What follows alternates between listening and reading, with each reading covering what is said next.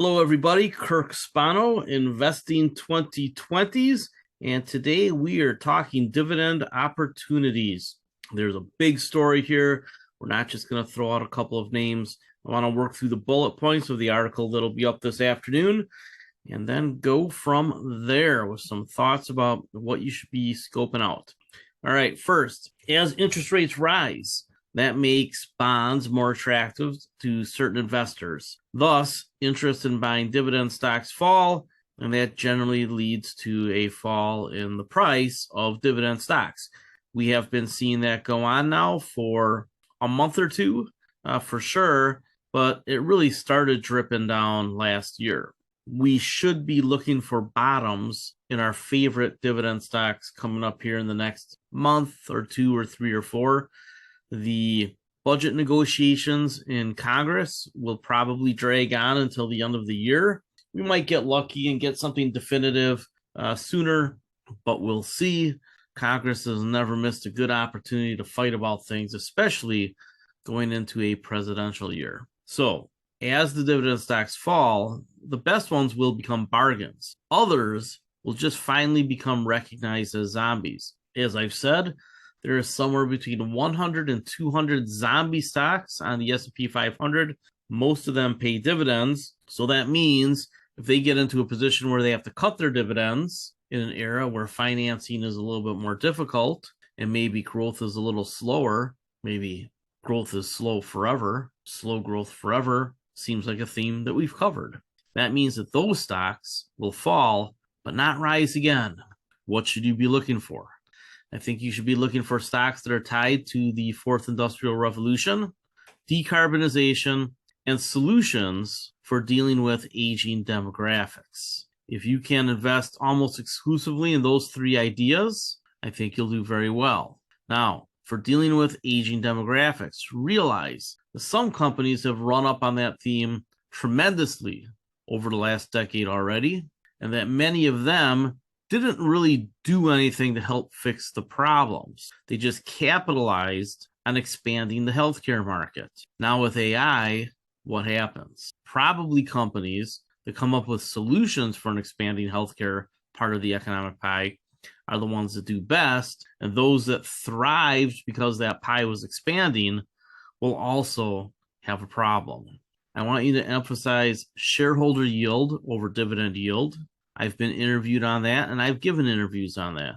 Talked to Meb Faber about it a couple of years ago. And one of the ideas here is that high dividend yield is not necessarily a descriptive factor for a healthy company.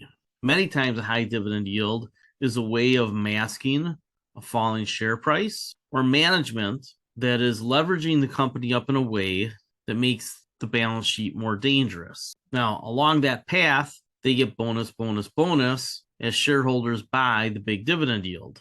And then when the dividend yield falls because the dividend gets cut, and then the share price falls, the executive moves on. He says, oh, I did the best I could. It's too bad it ended up this way, but the market did this, the market did that. It wasn't me. As I've told you often, it usually is the management. They're looking at tomorrow's paycheck, not the health of the company 10 years out, because they probably won't be there.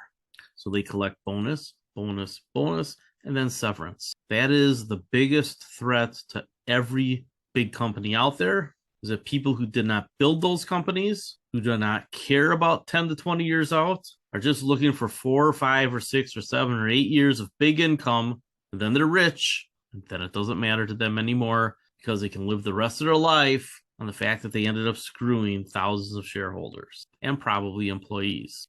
So you look for shareholder yield, which is the combination of dividends plus buybacks. And then the expanded definition includes whether or not debt was going up or down, and really whether or not the balance sheet of the company was improving. So a company that takes on a lot of debt and makes their balance sheet more vulnerable if refinancing becomes more difficult, either because of their business or because of interest rates or the tightness of banks, then what you're looking at is a situation that could become combustible at some point.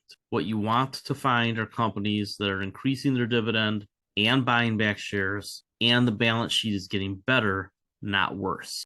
There aren't a lot of those out there, in the dozens. Whereas The number of companies whose balance sheets are not getting better or in fact getting worse is in the hundreds. So about 4 out of 5 dividend stocks, yeah, they pay a dividend, but they're either average risk or high risk. It's only about 1 in 5 where you can say that the risk is legitimately lower than the S&P 500, and many of those it's just barely. So finding truly strong long-term dividend growth plays and dividend plays is hard. And if you don't aim for what you think might be a top 1/5 stock, you're not going to find a lot of top 1/5 stocks. So anything that you think is somewhere in the middle, just ignore it. I've said this phrase many times. Don't know that I've said it much lately, but avoid the middle of the market. And it doesn't matter what market it is. The market in dividend stocks, the market in growth stocks, the market of almost anything. Pick anything that you might buy. Avoid the middle. If you want cheap and great when you can find it, and if you can't find cheap, stick with great. And that's why I say 4 out of 5 stocks are not investable individually. And if you have that philosophy that only 1 in 5 stocks might be investable for taking single stock risk, then most of your stocks will end up being pretty good. You'll make mistakes. You'll never be perfect. But if you focus at the high end, many of your stocks will be high end. And the ones that aren't, for the most part, will just be middle of the road. Comes with being human. But the moment you accept middle of the road stocks into your portfolio, the odds increase dramatically that some of those suck. Even some of the ones that you think can be great or are great end up sucking because at some point, an idiot might run the company. Buffett talks about that all the time. So when I rip on management, which I do with some frequency, it's not because I think people are dumb necessarily, actually, because I think a lot of people are just greedy and they can rationalize their actions today because it puts money in their pocket today. And then in 3 or 4 or 5 years, when things blow up, they'll rationalize it then, right? We all did this because everybody else was doing it. The whole lemming thing. You need to find managers that aren't lemmings, that don't use the institutional imperative excuse of, well, everybody else was doing it. Zuck them and the horses they rode in on. Look for the companies that are great and run by smart people who are ahead of the crowd, and you'll generally do well. I think I heard Elon Musk say that. No, just kidding. But really, Musk has been ahead of the crowd. And even with mistakes and timing issues and accidents and errors, him flapping his gums, Tesla's done all right, hasn't it? So emphasize shareholder yield and good management, and you'll probably do all right. And now, a message I've been repeating for about 18 months, focus on companies that will be getting into the S&P 500 someday, or that you think can get into the S&P 500 someday, versus stocks that are already there.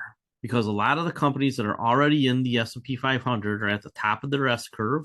They're about as big as they can get in most cases. I mean, literally 80 to 90% of S&P 500 companies won't be much bigger in a decade.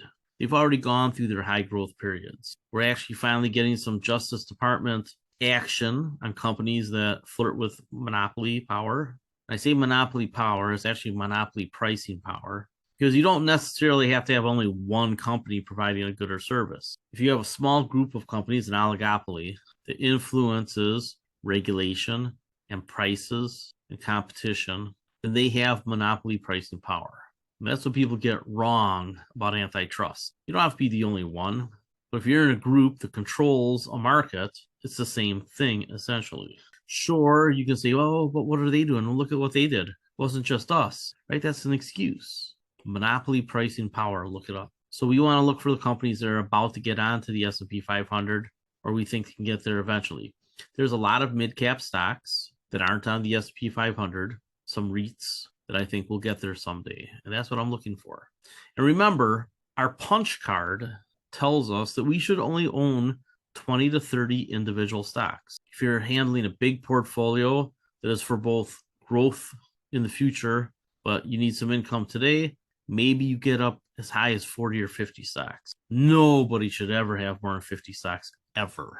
But 20 to 30 is probably the easiest amount for most people to handle, where you can know something about those companies, unless, of course, you're doing it full-time and a half, like I am, and using multiple AI technology. In fact, I just asked somebody this morning about how to build a particular type of AI-driven spreadsheet that would help me follow and organize and write about investment ideas over time as certain things developed. We'll see what the answer is. I'm sure what I'm looking for can be done. I just don't know how to do it. So we'll pay somebody that knows. As far as dividend stocks that we want to get into, I think we want to look at REITs, which I haven't put a lot of time into as far as pushing them, and private equity. I want to show you a chart though. This is the article I'm finishing. I've used the phrase before with you, the great divergence. The great divergence is grandpa stocks, chopping along, drifting down, old economy related, that'll shrink 50 to 90% or disappear entirely. Those are the companies, that's the 1 to 200 companies on the S&P 500 that I don't think will be on the S&P 500 in a decade or by the end of this decade. So the great divergence is those companies falling off the S&P 500 and then new companies tied to the fourth industrial revolution, decarbonization, and fixing aging demographic problems getting onto the S&P 500. And there's a lot of them out there. In the chat room, some people were posting about space technology this weekend. It's been a pretty active chat room, actually. And somebody posted the article like an hour before I posted it about something I've been talking about, which is that the satellite and other space stocks are leading a revolution that'll probably be multi-trillions of dollars. People questioned why I would say that. What was discovered and what is about to happen is we are going to launch a satellite mission to observe and test an asteroid at the edge of the asteroid belt that, from what we can tell, is all metal. It has so much nickel on it that if we mined it, it'd be more nickel than we could ever use. Just a giant hunk of nickel and other metals. So we've been talking about mining asteroids. People don't want to believe it because, well, it's not happening right now. And I'm pointing you at single-digit stocks that are in the business of observing space towards Earth and away from Earth and around Earth, and launching rockets, testing engines that run on nuclear fuel, and how the space race is going to take off. Now, none of those stocks pay a dividend right now. Why am I talking about them? Because you can find things that are closer to paying a dividend or just starting to pay a dividend that are in similar revolutionary spaces. AI, medical technology, biotech, right, which often is tied to pharmaceuticals, Pfizer, which isn't going to be in this article. It'll be in a different one. And even though they're on the S&P 500, I think they'll be one of the ones that hang around. But there's smaller companies too, in the single-digit billions. And once they get to around 20 billion and become profitable, they jump on the S&P 500 and they keep growing. And as the indexers put money in to growing companies via the index, and as people like us who pick out stocks put money in, those stocks outperform.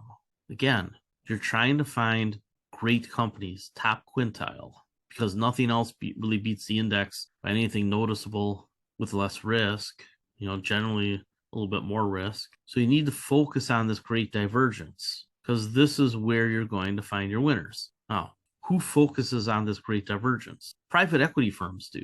And what do we know about KKR and Blackstone and Apollo and a few others? They outperform the market in general, and they pay big dividends, sometimes variable dividends.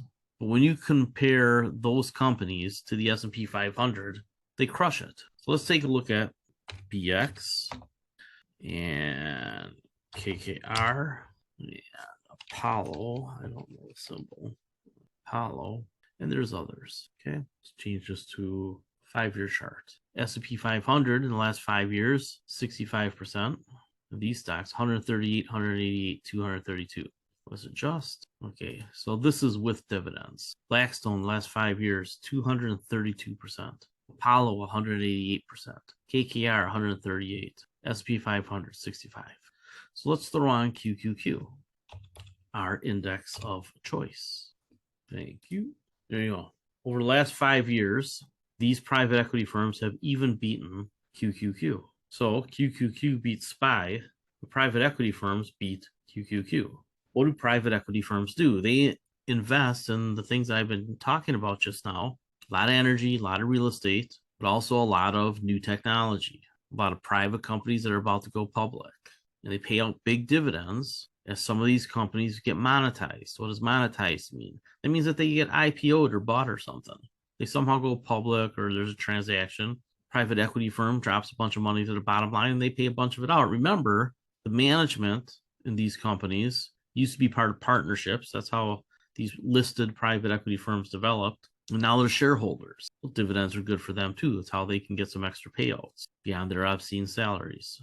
I tell you what, if I was ever going to do something else, and I'm qualified to do this, I would go work for a private equity firm. So when people want to talk about dividend stocks, they want to talk about real estate trusts, whatever it is they want to talk about with dividends, you find me REITs to put up this type of performance or other dividend stocks. There are some, there aren't many. So listed private equity on a correction has always been a great place to invest my entire almost 3-decade career. Probably should have bought some last October, but I thought that we'd just get a rebound rally, then a continuation of the correction, so we didn't do it. Well, I think that this correction is going to be an opportunity to invest in those companies. Go back to my big chart. It's going in the article.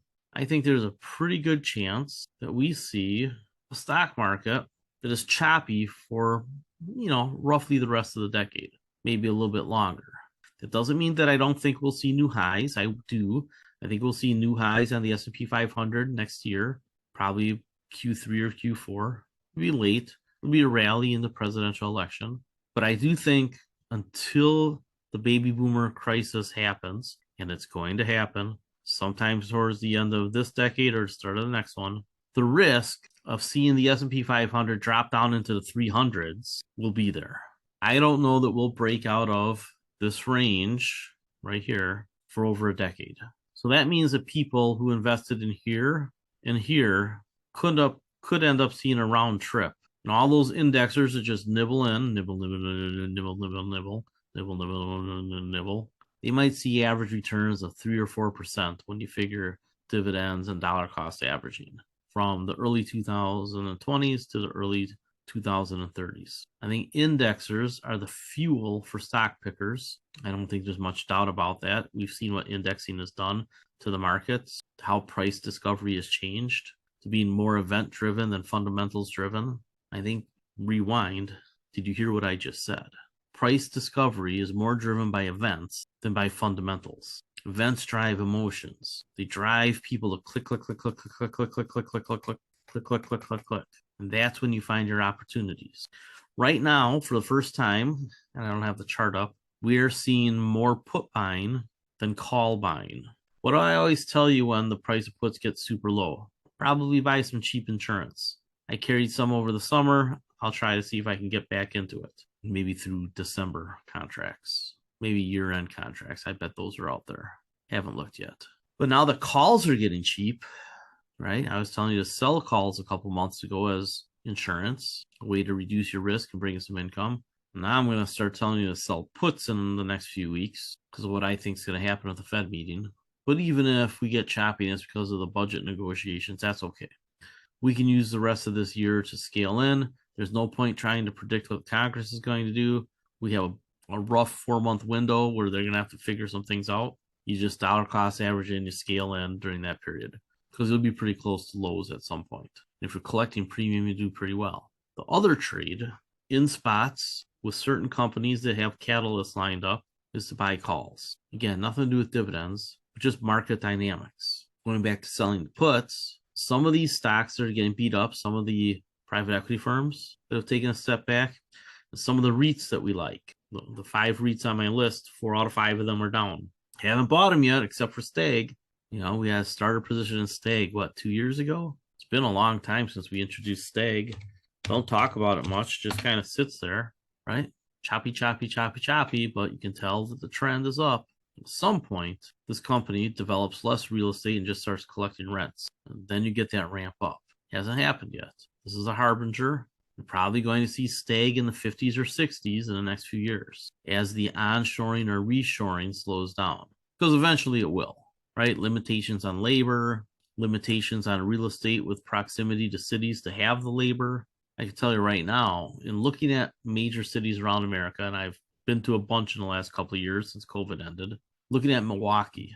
The north side of Milwaukee has an empty industrial park sitting there. At some point, Blackstone or KKR or Apollo or somebody is going to write the check out for $10 million to buy this thing. So that's all it's going to cost. And they're going to develop it. and they're going to make a fortune on it. Why is it empty? It's on a side of town the people around here don't like. Why don't they like it? Segregation. Milwaukee's a segregated city. At some point, the money will be too good to pass up. Organizations involved writing the checks will figure out a way to mitigate the perceptions and the risk. Companies like Stag, the private equity firms, Prologis, get a lot of information following them around, reading your local business journals and the business journals from around the country. The business journal, by the way, has a national issue for like $350 a year. You can read the business journal from every city in the country with that subscription. You don't need other newspapers if you got that. Short to the point news, very little editorial. This is what's happening. Here's who's involved. It's really all you need. You don't need 600 extra words from some reporter who has to fill a column, which is less of an issue now that, the internet. So there's my plug for something I don't get paid for. Business Journal is awesome. There's a lot of companies with a chart that looks like this. When it's down here, people say, look, it fell off a cliff, I hate it. Look at it, it went down, I hate it. Look at it over a longer time period. That's an upward building base. At some point, it breaks out. That's why I like Stag. So if it falls back down here a couple bucks, just low 30s, right above this zone, or just above this zone, right around there, I'm buying it. Now, the neat thing with a lot of these stocks is that suddenly the puts are a little bit more expensive because people are selling stocks. And I don't know about this one. I haven't looked, but I would suspect that there's a put that you can sell on Stag. It would be pretty interesting. In fact, I will do the handy dandy little shortcut on this little website that I found called Yahoo. You ever seen this one? Doesn't seem to be a very good website, but it's got some good information. You take a look at the December puts on Stag. Take a look at the 35s, which is in the money. If I can get a price on this one of like 4, maybe even 3, I'd probably sell it. Why would I sell something in the money? Because I really want it to actually be put to me. I'm just trying to make a little bit on the time value. And I might actually have to buy a little bit of it at 34, 35, depending on what it's trading at the time. So if this suddenly drops down to say 32, drops $3, price of this probably goes up about $3. Get a little time value on your money. It's going to get put to you at 35 minus the $3 or $4 that you collected. You have a net price of 31 or 32, which might be, 50 cents or $1 cheaper than what you could otherwise buy it for. So you can sell puts as a way of gaming the volatility in the market, getting some time value added to your purchase price. So that if you bought at 35, really you bought at 32 or 31. Selling puts is something you need to know how to do. I talk about it all the time. People resist the idea. Oh, I find it so confusing. I don't fucking care. Do some reading, do some practice trading, and figure it out. Because if you truly care about making money, you will learn how to sell options. I didn't say buy options. I said sell options. Learn the difference, learn the language, understand the lingo, because it's designed in a very simple box that once you learn how to say the things that you're trying to do, they make a lot of sense and you don't screw up. And then everything just becomes an addition or subtraction problem. You don't even have to do division unless you're trying to figure out your annualized return. If you've taken a look at a lot of the options that we've sold, we have annualized returns almost always of 20% or higher. Every now and then we'll take 12 or 15%. It's rare. Typically, the annualized returns are 20, 30, 40% because you're making 10% in 3 months, right? Or 10% in 4 months. Annualize that. Going all the way back, this is where your winners will be on one side of that. Your losers will be on the other side. Look for shareholder yield. We've covered that. Almost time for REITs, private equity, and beware of disguised zombies, which is essentially what I'm talking about, the old economy stocks. Also put out the Global Trends ETF mid-month update. Shooter does most of this. He has some charts in here. This is the one that we want to pay attention to. S&P 500 pretty easily could get down to about 410, but depending on the Congress and unknown unknowns, aka black swans, this pathway to the middle 300s is still here, which is what I opened up talking about. Will we get there? I don't know. Somebody would have to screw up. Fed would have to be too tight. Congress would have to be too dumb. and fighting Russia, China, OPEC, pick your poison. Pathway to the middle 300s is still there. That doesn't mean that you plan for it. Like, oh, I'm going to speculate on that happening, or I'm not going to be invested at all. No. You just have to decide based on your risk profile, am I going to have 5% extra cash, or 10% extra cash, or 20% extra cash? Now, I'm typically a growth investor, so I almost always carry 5 to 10% cash because the rest of my portfolio is so high octane. Right now, I'm at about 25% cash. That's not holding any cash secured puts. And that comes from having raised some cash selling calls in June and July. And then I've trimmed some of my stocks, winners and losers, sold out all the way on a couple of losers, got rid of Jumia, decided we gave it enough time. It didn't execute. The market became more competitive. It didn't win when it needed to win. And now it's just trying to hold on and get bought out for about, what it's trading for, which I think is going to be tough. I think it gets bought out. I don't know that it gets bought out for more. I'm not even sure that it gets bought out for what it's priced at today. Trimmed a little bit of Palantir. Well, that was one of the ones I wrote some cover calls on. But for a hot minute, we're in the money, and now all of a sudden they're out of the money. So I might get a chance to just buy those back in because they are October and November, October and December. I'd have to look. Right now, you'll see on the weekly chart that Shooter put out, the relative strength index on the weekly just turned over. See that down here on the bottom where my arrow is? That means that it can keep going down. Now, will it get all the way down here to officially oversold? Hard to know, but there are a couple steps down coming probably. So 410, maybe a bounce, upper 300s, maybe a bounce, and then middle 300s is a little bit lower if something bad happens. I think there's a very good chance, especially if the Federal Reserve plays nice, that somewhere in this area is where we stop going down, that last year's October lows end up being the lows for this next cycle, that from like in here, we rise and set new highs by the end of next year. I'm drinking cherry cream coffee. Jolene got an Nespresso and bought this flavor thinking she'd like it or that I'd like it. She was half right.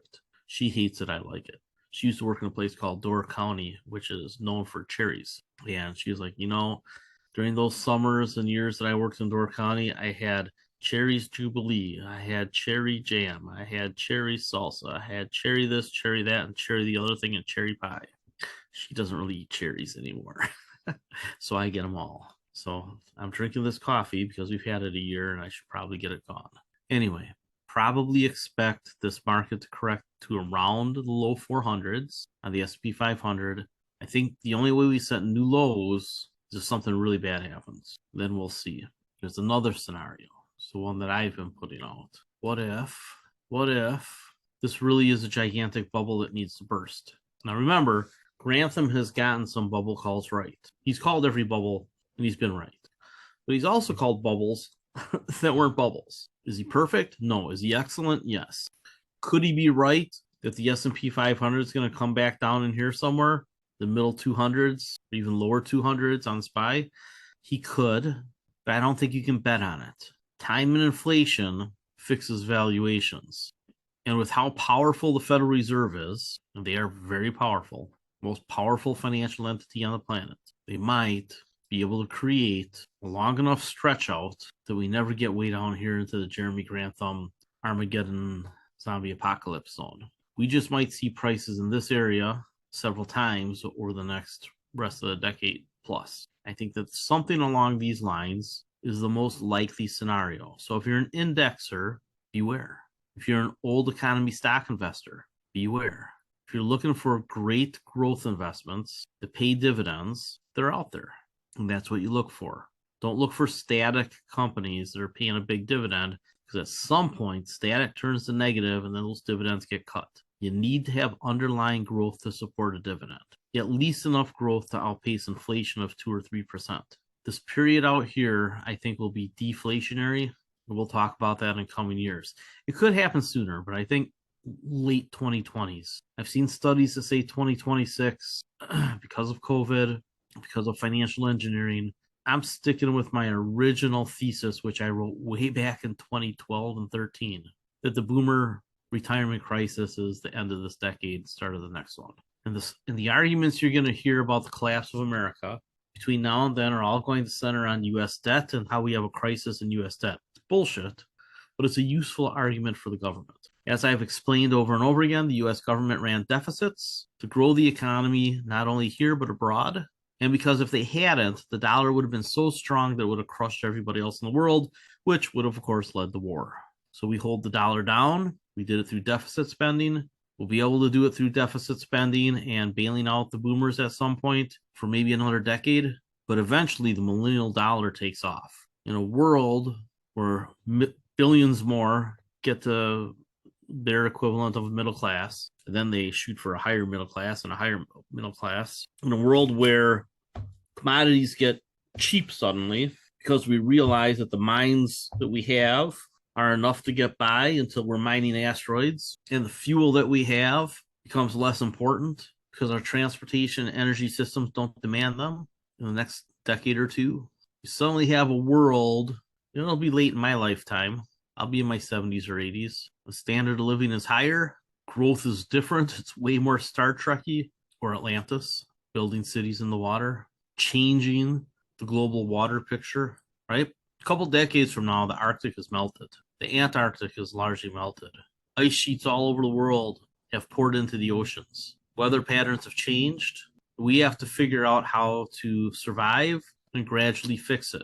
Desalination is going to be a big place to find investing themes, because just as we broke the world and many people got rich, more people are going to get rich and reach the middle class as we fix it. Take that to the bank. So when I look for dividend investments or growth investments, I'm looking at those themes and figuring out how to make a buck as we rebuild and fix the world and pull people up out of poverty and prevent us from all burning up into little raisins or becoming thirsty and dying or hungry and dying or dying from diseases that develop because the climate is warmer, because the squid get so big that they jump on land and grab us. Have you seen some of the squid that the Japanese catch now? They used to be as big as your fingers, and now they're up to your elbow. They're arm size. I've been paying attention to where the great whites hang out now. It was all because of the environment changing, because of what we did burning so much fuel. We're going to fix it. The benefit of those fixes probably won't be felt for a century or two, but we'll stop the warming of the planet. We'll adjust to it. Gradually, the planet will cool off a bit. Hopefully as fast as it warmed up, in which case it's the next century and not too out.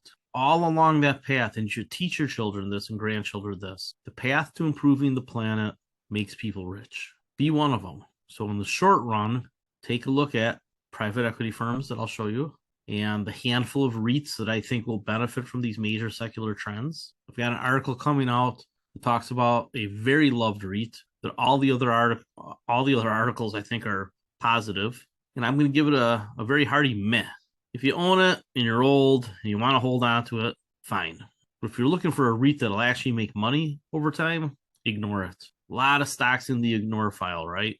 And one of those stocks is, I will show you. Everybody else talks about this stock. Oh, great stock. Hasn't been special in 15 years. Why do they invest in it then? Right? Show you the charts. Here's this chart before financial crisis. Realty Income Trust beats it. Here's this chart since the financial crisis, right? Nothing special. You can hold it, but even with income, at the moment, it's traded down from the S&P 500. Now, alligator jaws, right? Probably converges. But look, just chops around with the S&P 500. Nothing special. And yet people talk about it as one of these great stocks. What is this stock? I used the phrase earlier.